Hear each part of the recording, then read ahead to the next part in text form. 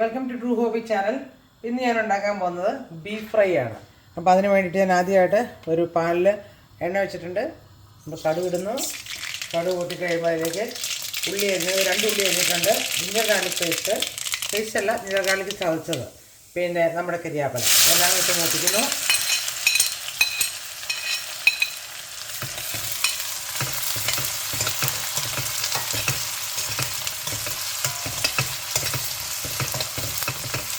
അപ്പോൾ ഇതൊന്ന് ചെറുതായിട്ട് ഇതായി കഴിയുമ്പോഴേക്കും നമ്മൾ തേങ്ങ കൊത്തി വെച്ചേക്കണത് അതിലേക്കിട്ട് എല്ലാം കൂടെ കൂടി ഒന്ന് വഴറ്റിയെടുക്കുക.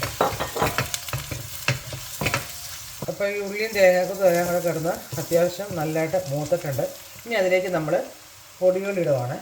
മുളക് പൊടി ഞാനേ കുറച്ച് ഇടുന്നുള്ളൂ, കാരണം ഓൾറെഡി ഞാൻ ബീഫ് പറ്റിച്ച് വെച്ചിട്ടുണ്ട്. അതിനകത്തോട്ട് ഓൾറെഡി ഇതെല്ലാം ഇട്ടിരിക്കുന്നതാണ്. കുറച്ച് മുളക് പൊടി, കുറച്ച് ഗരം മസാല, കുറച്ച് മീറ്റ് മസാല, പിന്നെ നമ്മുടെ മഞ്ഞൾപ്പൊടി, ഇത്ര ഒന്നുകൂടി നന്നായിട്ട് വഴറ്റിയെടുക്കണം.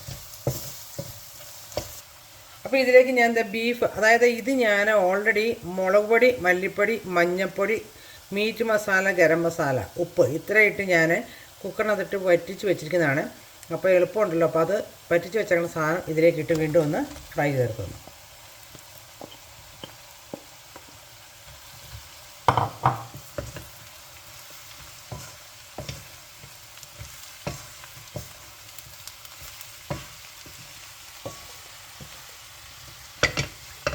ഇനി നമുക്ക് ലാസ്റ്റ് ഇതെല്ലാം കൂടി ഒന്ന് മിക്സായി കഴിയുമ്പോഴത്തേക്കും ഇത്തിരി കുരുമുളക് പൊടി ഇതിൻ്റെ മുകളിലോട്ട് തൂക്കണം.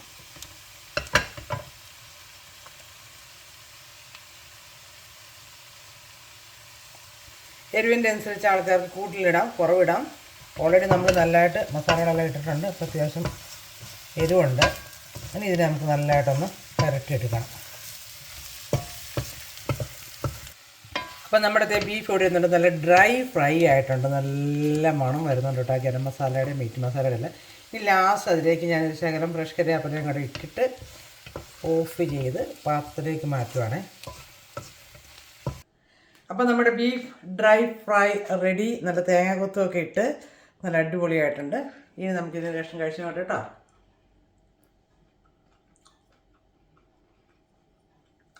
നല്ല സൂപ്പർ ടേസ്റ്റാണ്. ഇത് പറഞ്ഞോളം ഞാൻ റിപ്പീറ്റ് ചെയ്തില്ല. നാട്ടിൽ നിന്ന് പറ്റിച്ചുകൊണ്ട് വന്ന ബീഫാണ്, അതായത് പോത്താണ്.